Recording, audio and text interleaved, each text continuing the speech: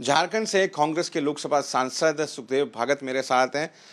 Sir, एक घटना घटी गिरिडीह में झारखंड के अंदर, जिसमें कई दुकानों को आग के हवाले कर दिया गया, कई लोग घायल हैं, पत्थरबाजी हुई। आप इस घटना को किस प्रकार से देखते हैं? आपकी सरकार है वहां पर जीएमएम के साथ गठबंधन में। निश्चित रूप से यह दुखद घटना है और मैं इसकी निंदा करता हूं।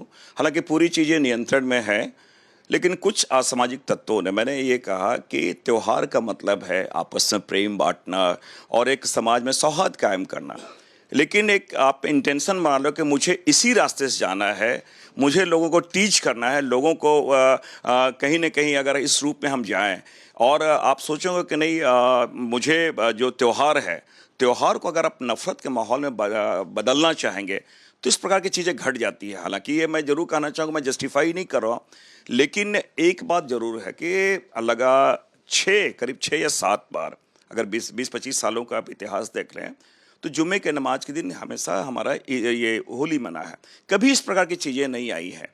लेकिन अगर प्रशासनिक मशीनरी, मैं यूपी की मैं बात इसलिए कर रहा हूँ कि आप घरों से ना निकले, अगर प्रशासन ये बात कहे, अगर हमारे जो पूजा का स्थल उसे अगर कवर कर दिए जाएं तो ये प्रशासनिक अक्षमता दर्शाती है और एक भय का माहौल बनता है। और ये सारी चीज़ें, मैंने कहा कि लगातार इस प्रकार की जो घटनाएं घट रही है, ये घटनाएं क्यों घट रही है? कटोगे तो बटोगे, इस प्रकार की चीज़ें आएंगे। प्रधानमंत्री जी अगर बोले कि कपड़ों से पहचाने जाएंगे, योगी जी जो संवैधानिक पद में इतना मुख्यमंत्री, वो कहेंगे 80-20 की बात करें, तो ये जो सारा माहौल को जो विषाक्त बनाया जा रहा है, उसके इस प्रकार की चीज़ें आ रही है और ये देश के लिए बहुत खतरे की घंटी है, मैं आज भी कहना चाहूँगा।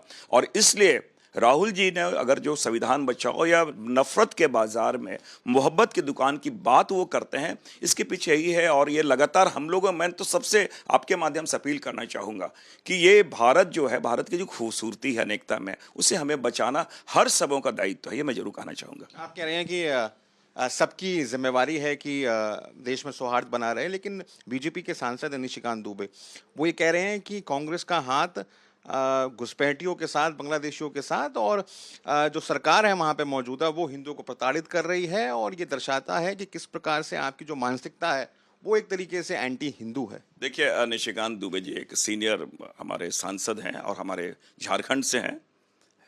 मैं उनसे, निशिकांत दुबे जी से मैं एक बात जरूर कहना चाहूँगा, जहाँ की वो बात करें वहाँ के वो स्वयं सांसद हैं, एक पहली बात। दूसरी बात, झारखंड बने हुए जो 20-25 साल, हमारे यहाँ 25 साल हुए हैं, 16 साल, तकरीबन 16 साल भारतीय जनता पार्टी की सरकार रही है और वहाँ के ये सांसद भी रहे हैं और सरकार उन्हीं की रही है, भारतीय जनता पार्टी की सरकार रही है।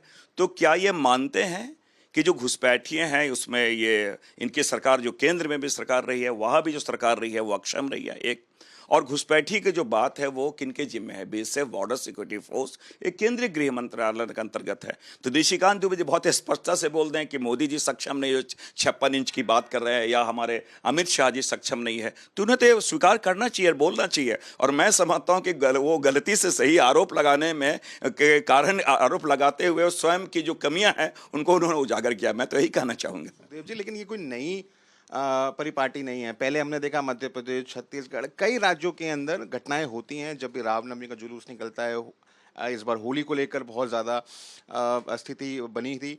अब जो शुभेंदु अधिकारी, नेता प्रतिपक्ष हैं बंगाल विधानसभा में, उन्होंने ये कहा है कि हम 1 करोड़ लोगों को सड़क पर लेकर आएंगे 6 अप्रैल को, रामनवमी वाले दिन 2000 रैलियां निकालेंगे, और किसी भी रैली के लिए हम परमिशन नहीं लेंगे, क्योंकि भगवान की पूजा करने के लिए हमें कोई परमिशन की जरूरत नहीं है। आप इस तरह की जो कॉल दी जाती है उनको किस प्रकार देखते हैं? देखिए, मैं आपको स्पष्ट कर दूं, मैं खुद प्रशासनिक पदाधिकारी रहा हूं।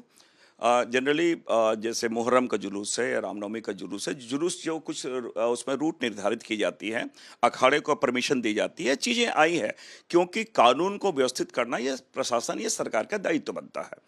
और जिस प्रकार के शुभेंदु, मैंने कहा कि जो भारतीय जनता पार्टी लगातार वातावरण को विषाक्त करने का प्रयास कर रहे हैं, ये क्या है? किनकी अथॉरिटी को चैलेंज करना चाह रही है, या इनको किनको वो चैलेंज करना चाहते हैं? अच्छी बात है, भगवान श्री राम के जुलूस निकले, उनकी शोभा यात्रा निकले, और रांची का शोभा यात्रा तो भारत के 3 जो सबसे बड़े शोभा यात्रा उसमें है, तो हम लोग तो उसमें शरीक होते रहे हैं। मेरा ये मानना है कि इस प्रकार की चीज़ों को करके वो तो कहीं न कहीं अवसर तलाश रहे हैं, और उनकी जो मंशा है वो आगामी चुनाव में, बंगाल के चुनाव में पोलराइज करने का ये उनका एक प्रयास है। धन्यवाद। हमसे बात करने के लिए ये थे सुखदेव भगत, भगत साफ तौर पर कहते हुए कि बीजेपी के कुछ नेता एनवायरनमेंट को विषाक्त करने की कोशिश कर रहे हैं ताकि आने वाले चुनावों में फायदा उठाया जा सके। आलोक दास के साथ मैं राहुल गौतम, आज तक के लिए।